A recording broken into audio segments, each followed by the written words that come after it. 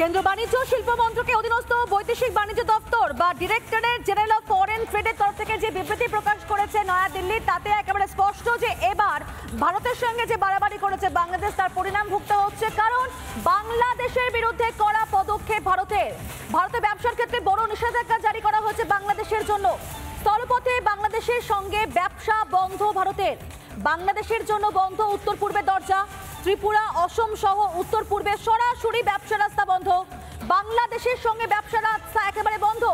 বাংলাদেশি পণ্য ঢুকবে শুধুমাত্র কলকাতার মুম্বাই বন্দর থেকে। খাবার, জামা কাপড়ের ক্ষেত্রে ব্যবহার করা যাবে না এই দুই বন্দর।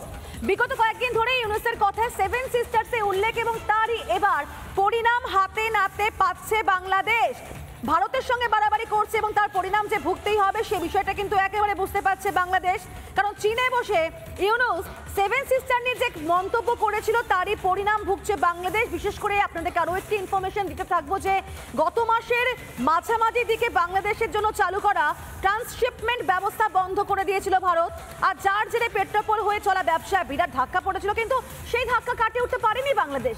সেই ধাক্কা কাটিয়ে ওঠার আগে, তার রেশ কাটার আগে আবারও একটা বিপদ, এবং বলা ভালো যে আবারও একটা নয়া কাঁটা এই মধ্যে কাঁটায় বিদ্ধ করলো নয়াদিল্লি বাংলাদেশকে, এবং তার জন্য একটা বিরাট ধাক্কা।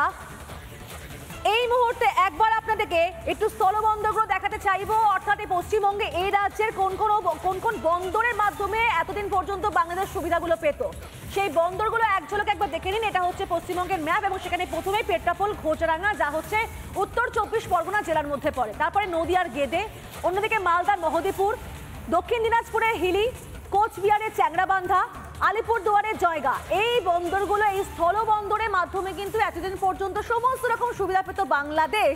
কারণ বাংলাদেশের সেরকমভাবে কোনো কিছুই নেই, সব কিছুর ক্ষেত্রে একেবারে নির্ভরশীল কিন্তু বাংলাদেশ ভারতের ওপর। এবং সেক্ষেত্রে এবার এই বাংলাদেশের একের পর এক যে ব্যবহার, বিশেষ করে সেভেন সিস্টার্স নিয়ে যেভাবে মোহাম্মদ ইউনুস একের পর এক মন্তব্য করেছে, তার জন্য একটা কড়া পদক্ষেপ ভারতের।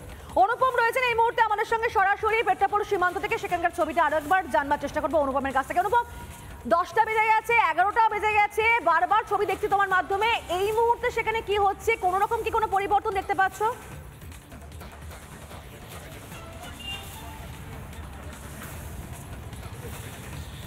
দেখো, পরিবর্তন একটাই রয়েছে, সেটা হচ্ছে কোনো পণ্যবাহী যানবাহনকে কিন্তু এই 3 নম্বর গেট পেট্রাপোল বর্ডার এই স্থলবন্দরে দেখা যাচ্ছে না। আমরা সকাল 7টা থেকে রয়েছি এবং 7:30 পৌনে 8টা নাগাদ কয়েকটা গাড়ি এসেছিল, তারপরে আর সেভাবে গাড়ি লক্ষ্য করা যাচ্ছে না। আমি পেট্রাপোল বর্ডারের এই স্থলভাগের ছবিটা তোমায় দেখাচ্ছি। স্থলবন্দরে এখান থেকে আমদানি রপ্তানির সমস্ত প্রক্রিয়া হয়, কিন্তু ভারত সরকার গতকাল রাতে যা সিদ্ধান্ত নিয়েছে তা অনেকেই বলছেন এই সিদ্ধান্ত আরও আগে নেওয়া উচিত ছিল। স্থানীয়রা, ভারত সরকার বলছে স্থলপথে আর ব্যবসা হবে না। কি বলবেন এটাকে? ওদের যা মন মানসিকতা, তাতে বন্ধ করে দেওয়াই ভালো। মানে বাংলাদেশে ওরা তো, আমরা তো মাল টাল নিয়ে যাই মাঝে মাঝে, আমাদের ইন্ডিয়ান বই পাসপোর্ট দেখলে ওরা, মানে ওদের যে বিডিআর বলছে আমরা ভারতের সঙ্গে যুদ্ধ করার জন্য প্রস্তুত, আমাদের এয়ারপোর্টে সব মানে রেডি করা আছে, ওরা পাকিস্তানের সঙ্গে লড়ছে, আমাদের বাংলাদেশের সঙ্গে কেন লড়ছে না, এই সব কথাবার্তা বলছে। মানে আপনি বলছেন যা সিদ্ধান্ত নেওয়া হয়েছে সঠিক সিদ্ধান্ত। একদমই তাই। যারা আসছেন, যারা যাচ্ছেন, আমি এদিককার একটু ছবিটা দেখাতে বলবো। পার্থ সেই ছবি দেখাচ্ছে যে এই মুহূর্তে যে স্থলবন্দরে যে পণ্যবাহী গাড়িগুলি সাধারণত আসে যায়, সেই গাড়িগুলি আজকের কিন্তু একেবারে ছবিটা পাল্টে গেছে। আজকে গাড়ির সংখ্যা অনেক কম রয়েছে, আর একেবারেই যাচ্ছে না। ফলে সব মিলিয়ে তোমায় যেটা জানাবো যে এই মুহূর্তে যে ছবি আমরা পেট্রাপোল বর্ডারে দেখছি, সেই ছবি কিন্তু অন্যান্য দিনের তুলনায় অনেক আলাদা। কারণ অন্যান্য দিনে আমরা জানি যে এই অঞ্চলে প্রচুর পরিমাণে যারা ব্যবসায়ী রয়েছেন, একটু তাদের সাথে কথা বলবো। বলছি, আজকে কি এখানে গাড়ির সংখ্যা কম? গাড়ির সংখ্যা কম আজকে। অন্যান্য দিন কেমন থাকে? অন্যদিন মোটামুটি থাকে। আজকে তো একদমই নেই আজকে ফাঁকা। সকালবেলা একটুখানি কয়েকটা গাড়ি ছিল, 2-4টে মতন ছিল সকালে। ভারত সরকার যে সিদ্ধান্ত নিয়েছে সেটাকে কীভাবে দেখছেন? এটা বলতে পারবো না।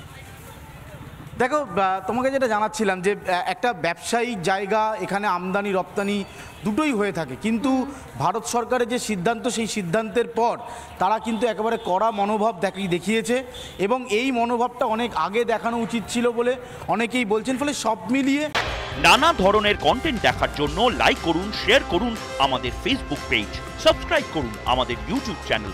পাশাপাশি অন্যান্য ব্রেকিং নিউজের জন্য অবশ্যই চোখ রাখুন রিপাবলিক বাংলায়।